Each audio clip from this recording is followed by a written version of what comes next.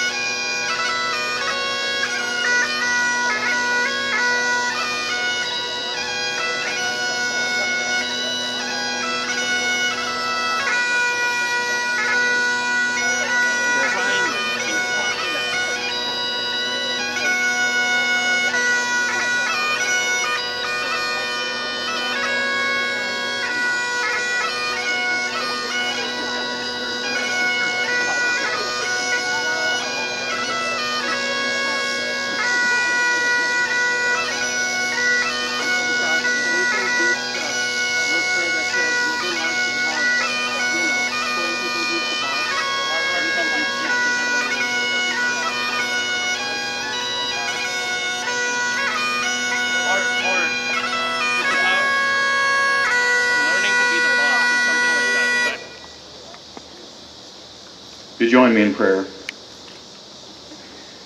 May the Lord give you joyful anticipation for your journey at Eureka College as we pray.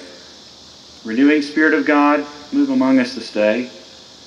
Heal the wounds we carry because of painful journeys thus far. Burdens we bear from hurtful encounters. Strengthen all those who struggle to move forward because of these trials, past trials that make us who we are today. But let them not restrain our tomorrows, gracious God. Renew in us our sense of vocation, our sacred calling to be who you wish us to be, to do what you wish us to do, to embrace the new start you offer us this moment at Eureka. Help us to discern your presence in even the lowliest of tasks we face. God, send us into our schoolwork with new strength. Help us to work out the problems that have perplexed us, and to help the people we meet with their problems. May we see our lives at Eureka College as part of your great plan, and find a deeper significance in what we do.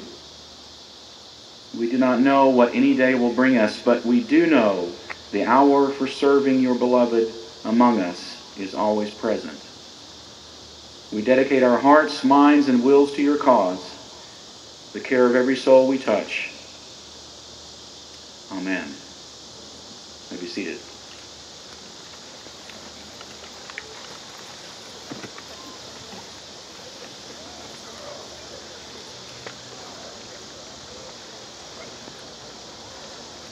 Trustees, honored campus guests, faculty, staff, and administrators, returning students, and most especially our new class of matriculating students, welcome to our 2013 opening convocation that marks the start of the 159th year of Eureka College.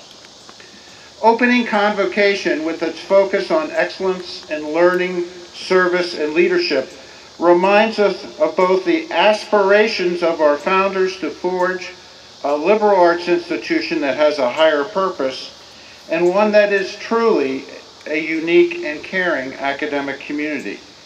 It is with joy and unbridled enthusiasm that we welcome a new generation of students to this special college 'neath the elms. Our two keynote speakers represent the core of the partnership of what makes Eureka a thriving community of learners, an award-winning teacher and a high-achieving student leader. Last, but certainly not least, the component of our Convocation program, we have the moment of matriculation for every new student, the Ivy ceremony. This Ivy dedication ceremony dates back over 100 years and connects us to our Christian church founders because members of the class of 1900 journeyed to the grave site of one of the founders of the disciples, Alexander Campbell, at Bethany College in West Virginia, and brought back clippings of ivy from the grave site to the Eureka campus and planted it by Burgess Hall. And when you go in Burgess Hall, students, the door that's closest to the common, and if you look to your right about 4 feet, you'll find a little plaque commemorating the planting of the ivy. Here to introduce our outstanding faculty winner of the Helen Cleaver Distinguished Teaching Award is Dr. Philip Acree Cavalier, our Chief Academic Officer, Provost and Dean of the College.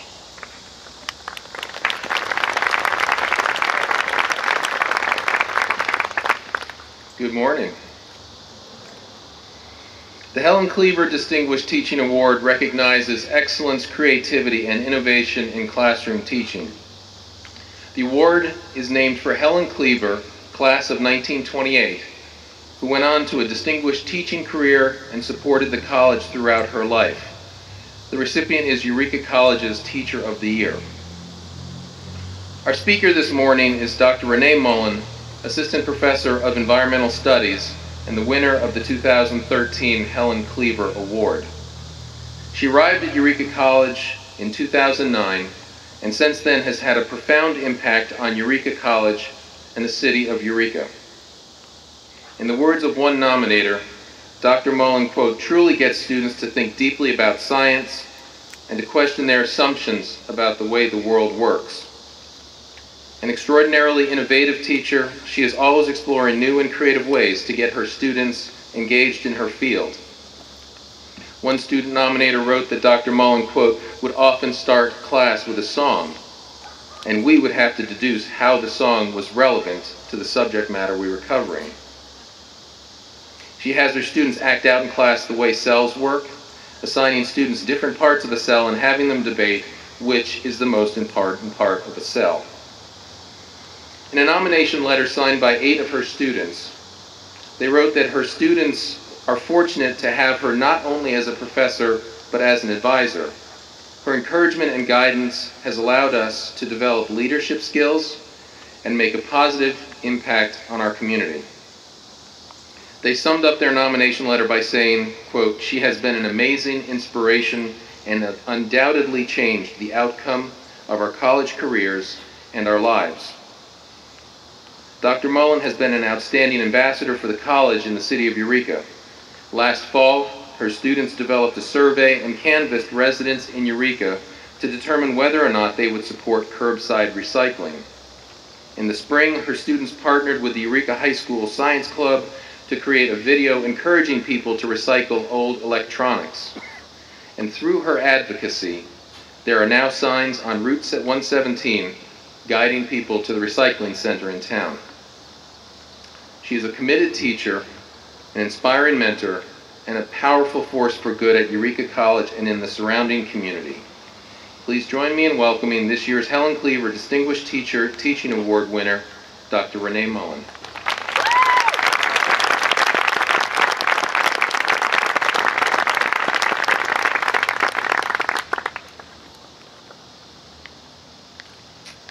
Good morning. Thank you, Dr. Cavalier, for that very kind introduction. And thank you all for coming, although I know many of you had to. Dr. Jessica Barr and Dr. Bill Wright are professors, fellow professors, and friends of mine. They have a son named Silas, and Silas celebrated his very first birthday this summer. They asked their friends to write down some advice for Silas, and they would take it and give it to him when he's 18 years old. And I had to think about that. I thought, okay, what was I like when I was 18, and what advice could have possibly helped me? And the answer was absolutely none. Because I knew everything when I was 18. And it was somehow quite impossible to take any advice seriously from anyone who was about 100 years old, like I am now. However, here we are. My task here today is to, no matter how little I might think you will take my advice to heart, is to try to get some through. Okay? So I'm going to try, and I thought it might help to start with a song. Feel free to sway.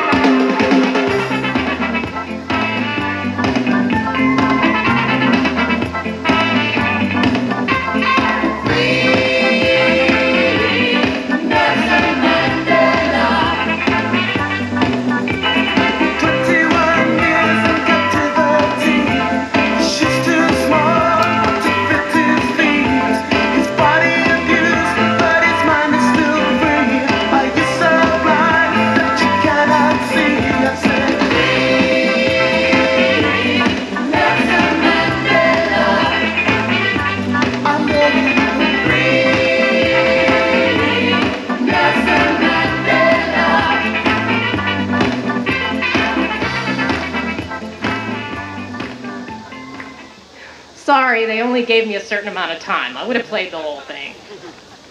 Isn't that a great song? As Nelson Mandela struggled for his life this summer, I picked up his autobiography, which he finished in 1994 when he was still president of South Africa. This man spent 27 years in jail. 27 years.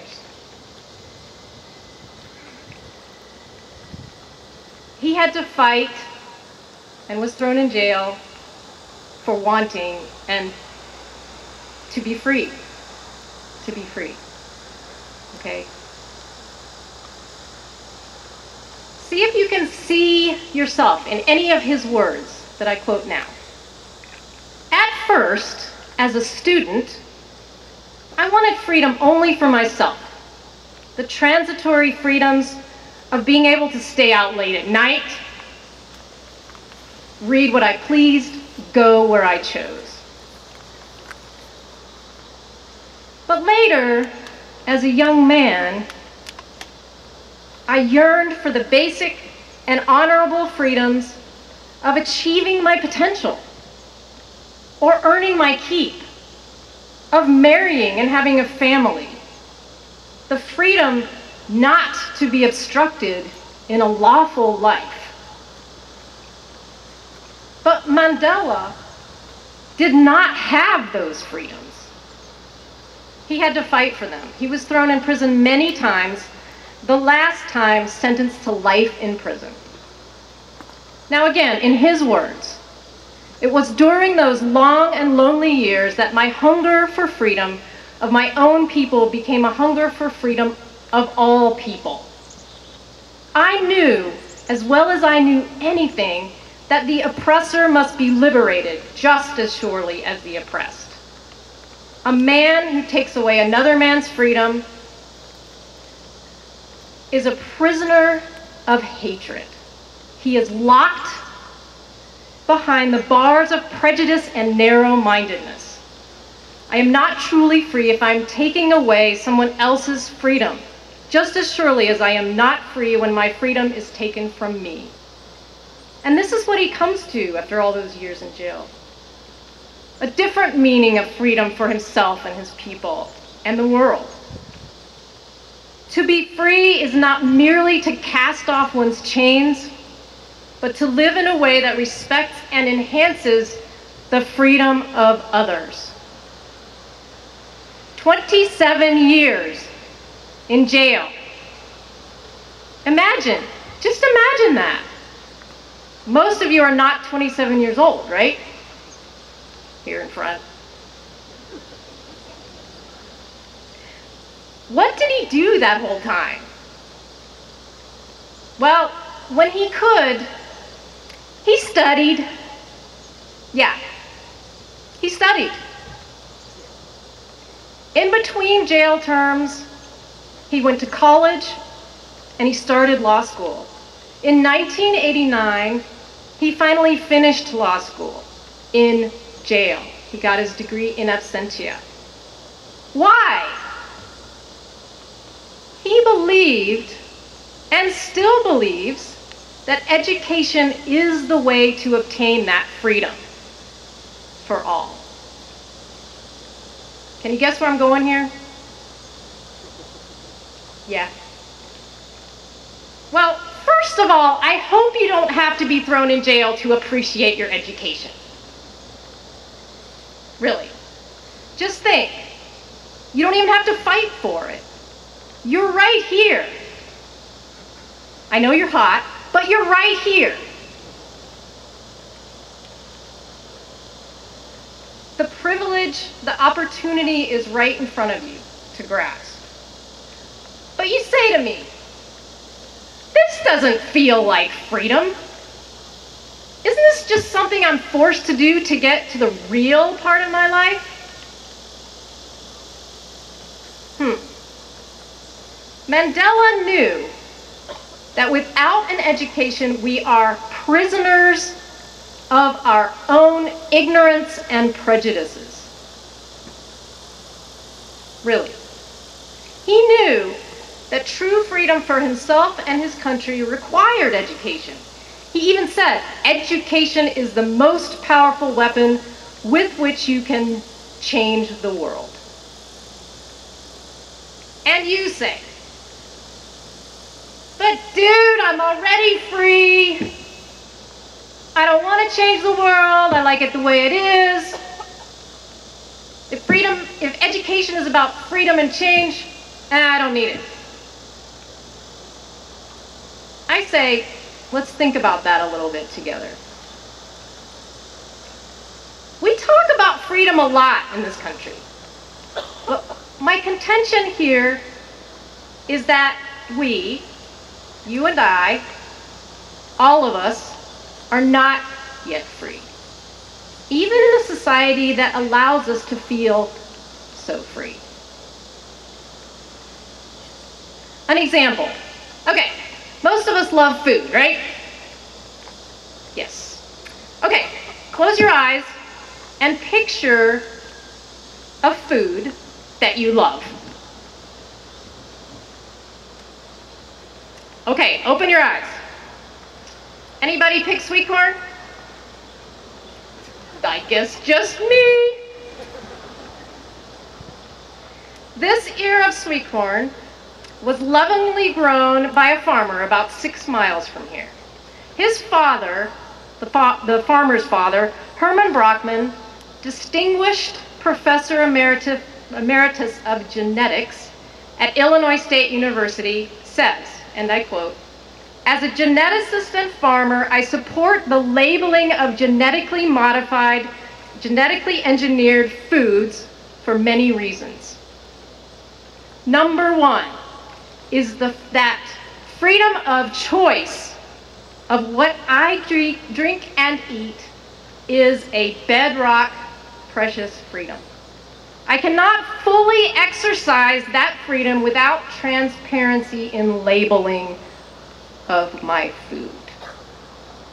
Now, I don't have time to go into details, the real gory details of what genetically engineered food is and how you make it.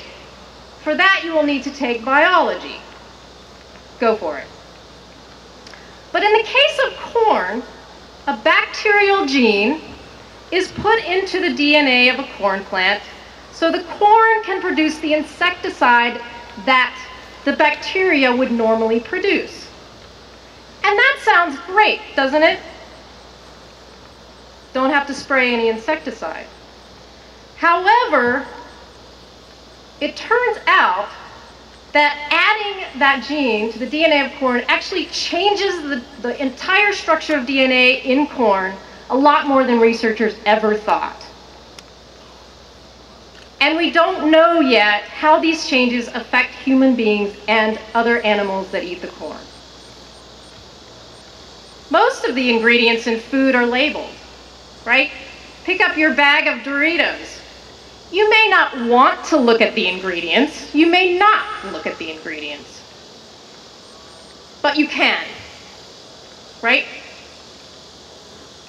So ask yourself, why not genetically engineered ingredients? 60 other countries throughout the world label their in genetically engineered foods.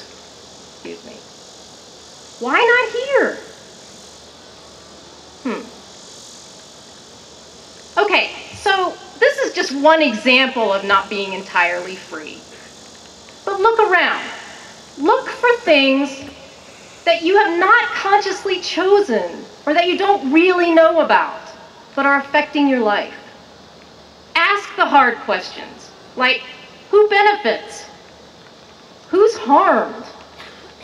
What is really controlling my decisions and ultimately my life? Your life. And how do you find answer to these questions? How do you even know what questions to ask? In other words, how do you get closer to that real freedom that Nelson Mandela fought so hard for? Can you guess what I'm going to say?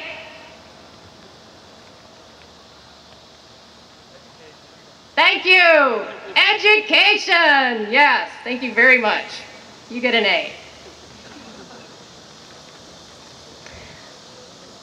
Real education, and by that I mean the ability and willingness to question and the skills to research and think about real solutions. But don't take my word for it. Let's hear from a brand new Eureka grad and 2 seniors.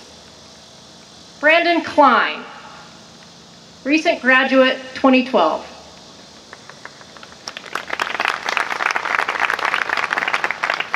Hello.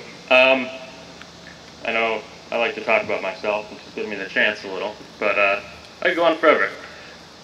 When I was 13 years old, I started my first job, part-time corn detasseling, mainly because I loved one thing, money. Who doesn't? You know, growing up in poverty, it's kind of explainable. Throughout my entire high school career until I graduated and started college, that helped make most of my decisions.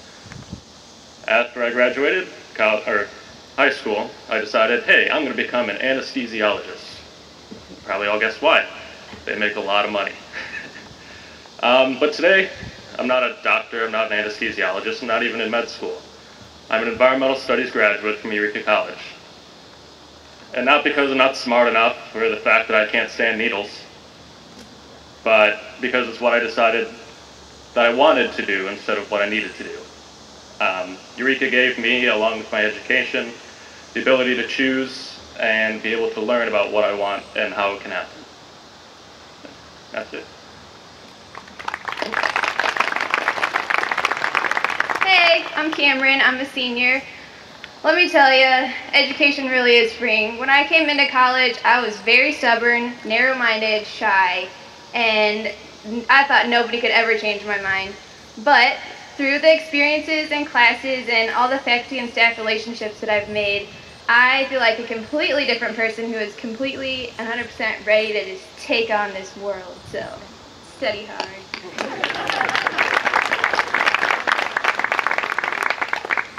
Hi, Angie Wilson, senior. I came to college because I knew I had to. It was expected of me by my parents and most likely by future employers. When I first came to EC, I was thinking about being a nurse because that's what I thought a good job would be. But the more I thought about it, the more I didn't really want to do that. So by taking courses that interested me, by working hard in class and at my job here in the biology department and at a greenhouse, and by doing an internship at the Peoria Zoo this summer, I realized that I want to work towards the conservation of animals and their habitats. I'm glad I'm free to choose what I want to do with the rest of my life, and I'm certainly happy that I get to pursue an education revolving around what I'm passionate about.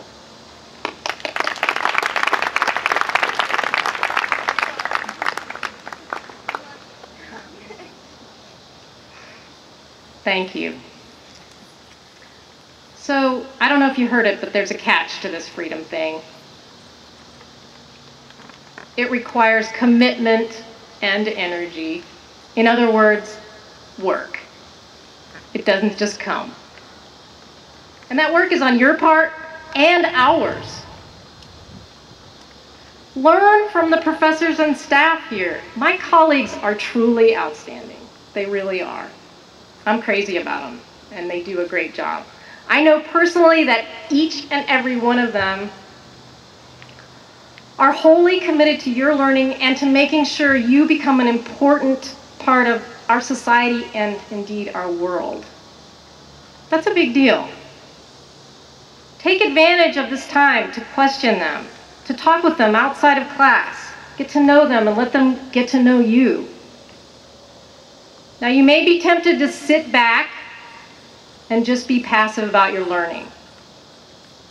And you can do that to some extent.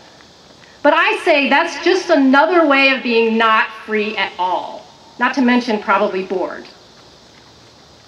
You have the power to make all this learning mean something to you personally. Make it fun. Be open to the change. Like these guys. Get into it. I guarantee it will enrich your life, help you gain more freedom, and make your time here fun and rewarding. Not to mention much too fast moving to ever be boring. But be forewarned, Real freedom takes work, and it can be scary and hard sometimes. But I say, try taking that road. You can always turn back. As one of my favorite authors, Ursula Le Guin, said in her book, Tombs of Achuan, freedom is a heavy load, a great and strange burden for the spirit to undertake. It is not easy. It is not a gift given, but a choice made. And the choice may be a hard one. But I say, let us help you and go for it.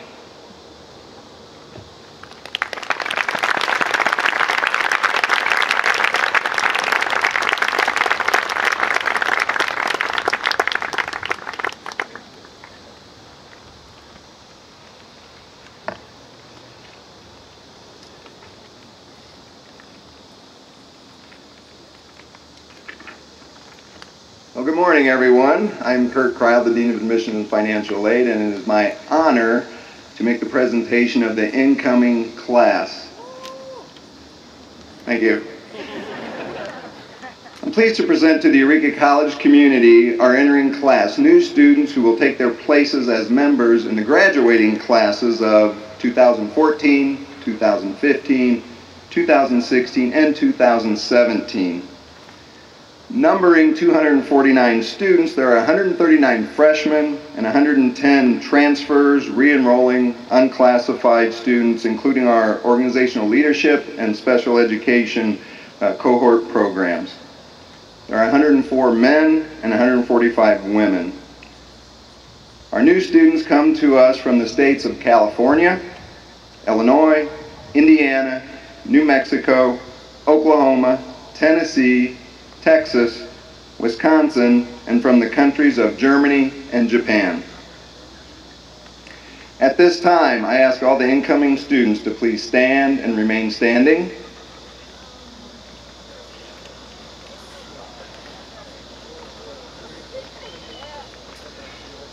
All of you have chosen Eureka College as your college home.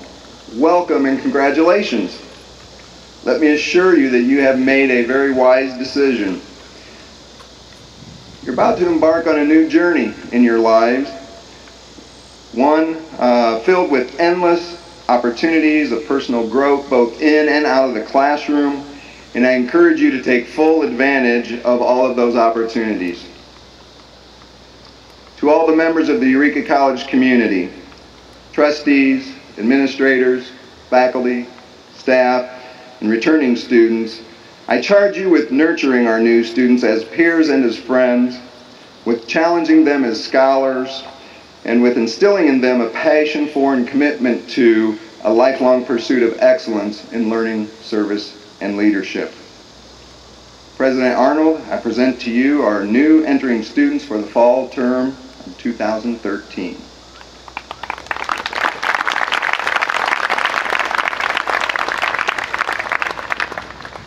By the power invested in me as president of the college by the Board of Trustees and on behalf of the faculty who set both the standards for admission and for graduation, I hereby receive you as the matriculation class of 2013 and call on you to accept all the rights, privileges, and responsibilities of membership in our community of scholars. Welcome one and all to this great campus community. Thank you for coming to Eureka College. You may be seated.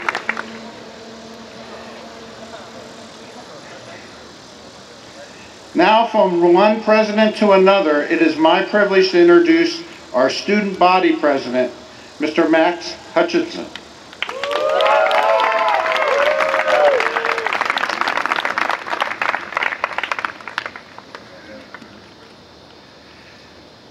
Thank you very much, President Arnold. Good morning, everybody. Good morning. So when I was a kid, I really loved pirates. I had the eye patch and a little toy sword and I used to go play. I used to read a lot of pirate books, and at some point in my life, someone had told me that early in the world's conception, it was entirely covered by water. And in my 5-year-old logical mind, that meant it was also covered by pirates. Also in my train of thinking, it also meant that if the world was once covered in pirates, the world is also now covered in buried treasure. So I went out to my backyard and there was a dirt patch by our garden. I took a shovel a lot like this. I have to admit, I'm somewhat of a fraud. This is not the real shovel. Don't judge me. I hope you still enjoy my speech. But it was a shovel a lot like this. It was blue, and I went out and I started digging for buried treasure in my backyard. Now, obviously, I didn't find buried treasure. And when I first started telling the story, I was about 14 years old. I remember I told somebody a story, and I was like, yeah, I'm pretty sure I was out there for about a month. I'd go out there for hours. I had like a 30-foot hole. And Mom's like, no, you're out there for like 15 minutes, and you scraped around the dirt, but you were real passionate about it. And I really thought I was going to find buried treasure. Right in my backyard. And the thing is, a lot of you probably came to Eureka because this is your backyard. A lot of you are probably from the Eureka area, the Peoria area, Bloomington, maybe El Paso. And you probably didn't come here thinking there's treasure there. You probably came here because it's a decent school, you can get a 4-year education, and you're close enough to run home, and your mom will buy you ramen noodles and gas. Speaking of Mom, if you watch this, I need gas money. But the fact is that people have been finding treasure here on the Eureka College campus for years. Now, if you take a step back to last year, almost exactly a year, Sam Durley threw for 736 yards in a football game, which if you've gone here, I'm sure you've heard of, probably more than you'd like to. But it's a big deal. He threw for 736 yards, which is a national NCAA record across all divisions, not just Division III, across all divisions, and he did that here. He played football for Eureka High School before that with Coach Barth. And when he came here, he probably wasn't thinking, Eureka's going to be the place I set a record at. He probably thought, it's close, I love Coach Barth, this will be a good experience. But he set a record because he dug deep enough here at Eureka College to find that. A shovel fell and hit me in the leg. But he came here, and he dug deep enough, and he set a record. Now, you go back before that, even a little bit, and Dr. Rodriguez had made a post on one of his Facebook pages about a student from Japan who, after leaving here, after graduating, started a metal band that is achieving international success, and he's currently traveling across Europe. Now, I don't know that Dr. Henry teaches a class on metal. I'm sure he doesn't. If he did, I would have taken it by now, but the point is that he learned things here that let him achieve success in the area that he really wanted to achieve it in, and he's doing it right now because of the treasure he found here. Now you go back even further than that. We go back to the 1950s. You find the Altmans, who are still around campus very often today, and they're an adorable couple, and I will keep my man card for saying that. They're absolutely adorable. They met here in the 1950s. They're still together, and they're still around campus because they love this campus because they dug deep enough to find the treasure in each other here.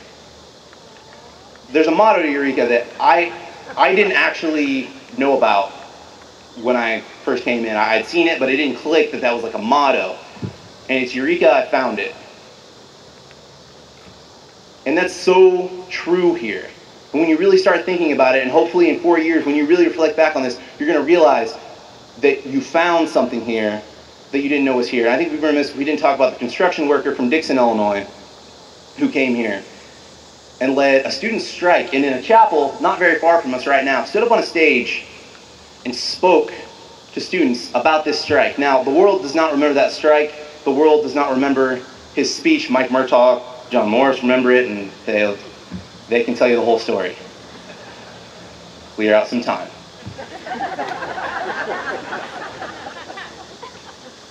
But the point is that he remembered it, and he quoted that moment as the moment where he realized that his voice could influence people. He found that treasure here, right on that stage. And you, as an individual, can go and speak on that stage where Ronald Reagan figured out that he had a voice that could influence people, which he then took to tell Gorbachev to tear down a wall that had been dividing a nation for years. And he learned that here. He learned that his voice had that power here on campus.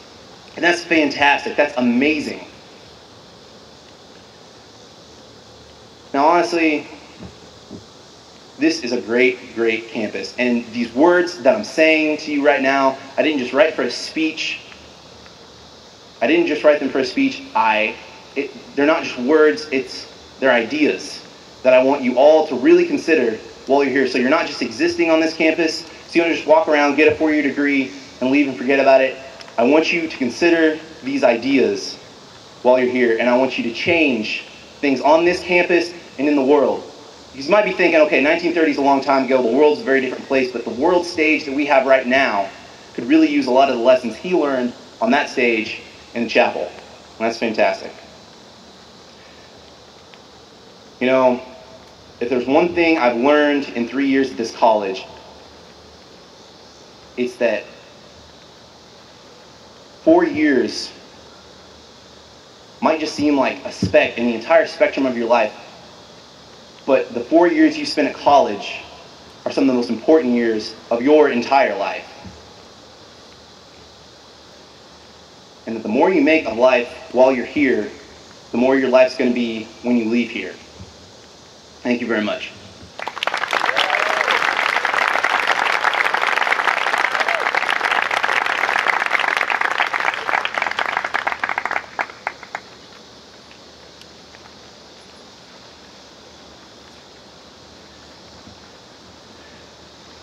This brings us to the Ivy dedication ceremony. I have 4 pages of what I think are very pithy remarks about Ivy and humankind. If you don't mind, given the heat and the bright sunshine, I will fast forward to the ceremony itself and address our matriculation class.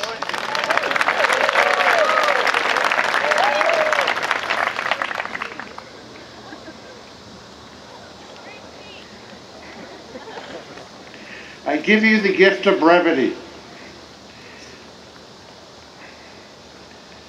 Each one of you in our matriculation class will bring forward your sprig of ivy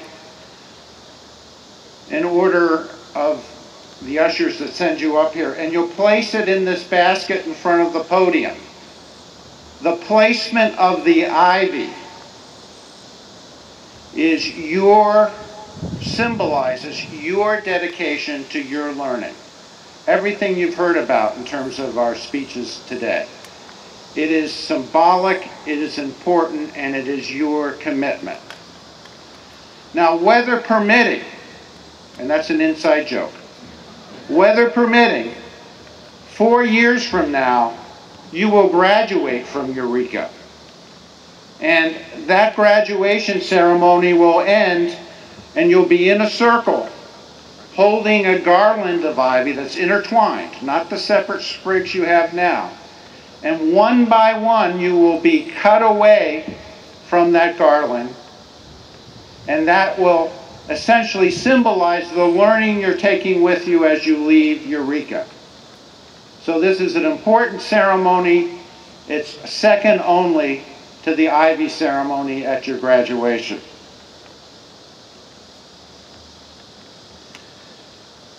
So we will begin with the singing of the alma mater and the ivy dedication ceremony.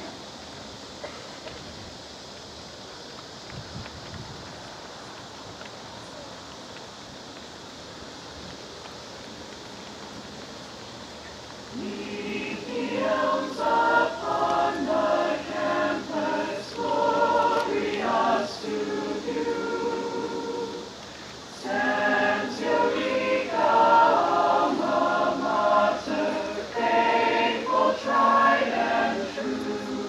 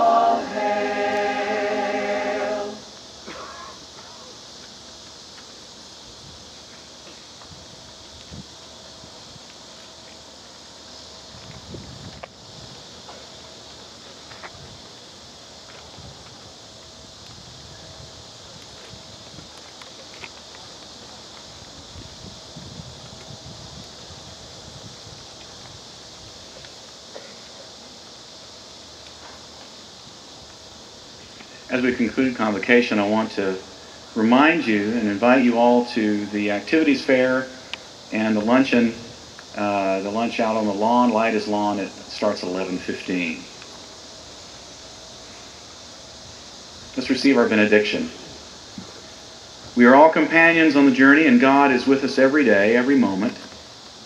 We are being led by the Spirit in many hidden ways. God has plans, hopes, and desires for all of us. Sharing God's presence, letting the holy in me see the holy in you, that makes us companions on a common journey.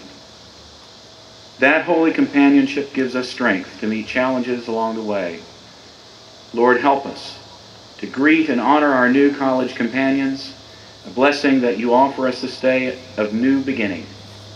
We thank you, God most generous, God most gracious, who has blessed us in so many ways. Thanks be to God. Amen.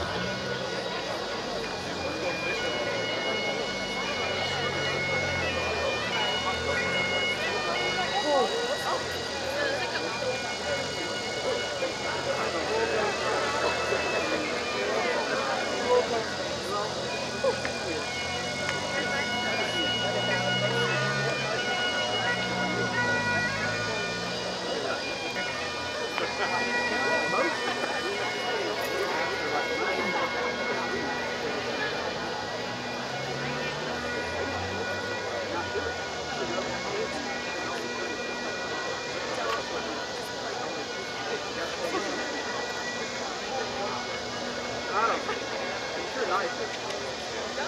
we gotta go.